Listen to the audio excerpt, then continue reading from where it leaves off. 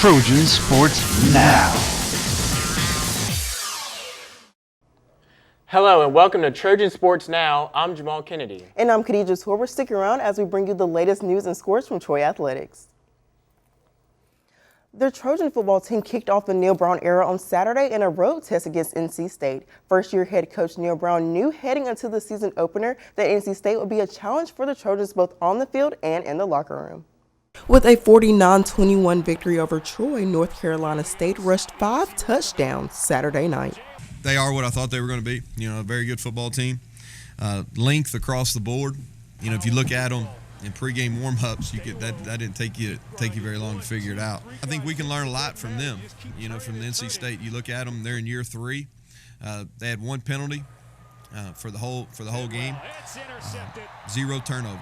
So those are the signs not only a well-coached team but a disciplined team. One of the biggest things defensive tackle Garrett Peak has learned from this NC State game is that we can play with anybody. They were a top 25 team in the country, and that really just boosted our confidence even more, seeing that we could play with those guys. There's definitely rooms for improvement, but as a defense, we are finally starting to mesh really well. The hit on Silvers caused him to fumble the ball, but offensively, turnovers are something Brown stressed to his team to work on during fall camp. He had 2 turnovers. That's something that we've really stressed. Obviously, the hit on Silvers, that's a little bit understandable as far as fumbling the ball right there. Not that it's ever condoned, but that's understandable. Coming off from the NC State matchup, senior cornerback LaMarcus Former says the Trojans now have a starting point for the season. Changes are made between week 1 and week 2, and I feel like we have a starting point now. So if we just come in and focus on that and have a good showing at our first home game, it'll set the tone for the rest of the season. Troy's streak of consecutive passes without an interception ended at 153 attempts when Dallas Tidwell intercepted in the fourth quarter. Junior linebacker William Lloyd finished with a game-high 15 tackles for the Trojans, which is tied for the 7th most in a game in school history. The Trojan soccer team traveled to Mobile over the weekend to participate in the Jaguar Invitational and started things off with a win. Chelsea Williams scored a career-high 3 goals as the Troy soccer team shut out Austin Peay 4-0 in the Jaguar Classic opener last Friday afternoon. Kirsten Rendell scored her first goal of the season in the 38th minute and gave Troy a 3-0 lead. Williams scored the final goal in the 59th minute, while Mickey Lewis recorded 8 saves in the match and recorded her 3rd shutout this season. Head coach Jason Hamilton was pleased with his team's opening performance. We started off Friday against Austin Peay, and it was kind of the game we were looking for from our team.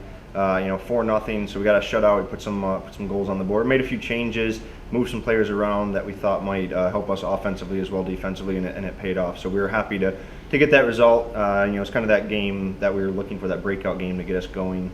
So we were happy with that. We got a lot of minutes. We didn't really play anybody. I think 2 players played the whole game. Besides that, everybody got a pretty good rest. So we knew going into Sunday's game it was going to be a physical battle, and we wanted to be ready for that. So. And the Trojans couldn't make it a sweep on Sunday against South Florida. The Troy soccer team had chances to score, but South Florida scored late to defeat the Trojans 1-0 on Sunday, the final day of the Jaguar Classic. Olivia Chance scored the game-winning goal for South Florida in the 84th minute.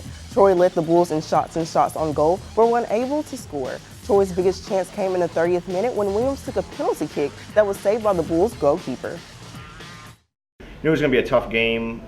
We did a fantastic job executing our game plan. We put something together for our players, and it was a little bit different than what we're used to, and we did a great job sticking to that game plan and executing. Unlucky to not come out with a win there. We outshot them, more shots on goal. We had a penalty shot early in the game.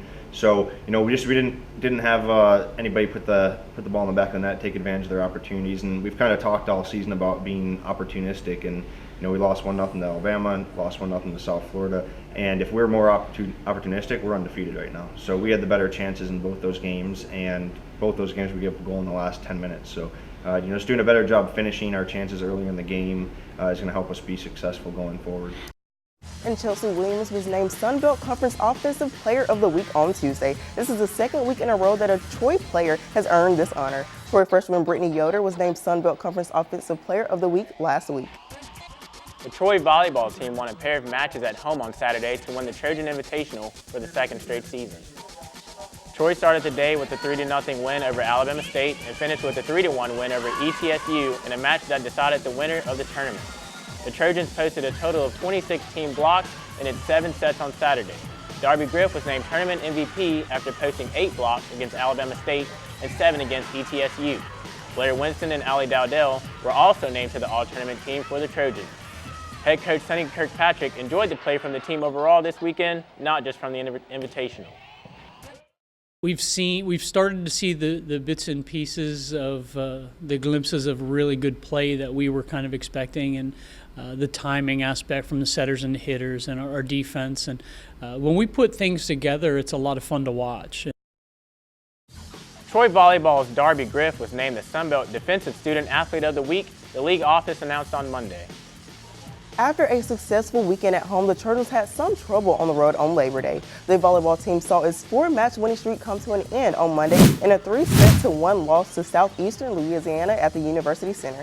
Troy couldn't make enough timely plays, especially in the first 2 sets, which were both close. Defensively, Griff's 6 blocks led this way, and the Troy posted 10.0 total team blocks. Allie Dowdell posted a team-high 21 digs, while Carissa Carney had a season-best 13 digs. Perry Hartley led Southeastern Louisiana with 17 kills on a match-high 40 attack attempts. Brooke Balzer posted a match-high 23 digs from the Lions' back line, but head coach Sonny Kirkpatrick says that too many games in a short amount of time may have contributed to this outcome. At the end of the day, as a coach, you have to kind of look back and kind of understand what happened. And basically, I think I overscheduled. We had 8 matches in 11 days. We had 26 hitting errors. We had 10 missed serves. We basically gave up 2 games just from our errors. And a lot of that, I think, had to do with the fact that we're exhausted. They get to have a chance to have today off and kind of recoup a little bit. And we won't go quite as hard tomorrow in preparation for going to Alabama this weekend. But, you know, in the grand scheme of things, ultimately the way that we played is reflected as to how I scheduled. And I have to really look at that for next year and try to make sure that they're taken a little bit better care of in terms of getting some rest.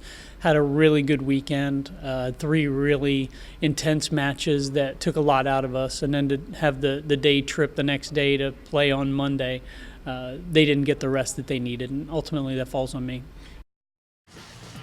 On Friday, the Troy cross-country team kicked off the 2015 season at the JSU Struts season opener, hosted by Jacksonville State University at Oxford Lane Park. Freshman Brennan Garrix ran a career best in the 5K to finish first for the Trojan men in 15 minutes and 46 seconds. A pair of freshmen, Brad Dixon and Kyle Norris, took 2nd and 3rd respectively. As team, the men took 3rd place and the women finished 5th, something head coach Elliott Blount says is promising early on in the season. The men's side really stepped up. We had, out of the top 6, we had 5 freshmen on the men's side, and we had a female athlete who was our 5th runner on the women's side, and we only lose 1 runner on the women's side too. So I think both teams are very young, relatively young, and then it really does bode well for the future for Troy cross country. Troy cross country will return to action Friday, September 11th at the Azalea City Classic, hosted by conference rival South Alabama in Mobile. Still to come on Trojan Sports Now, we'll have a preview of the Trojan football team's home opener against Charleston Southern.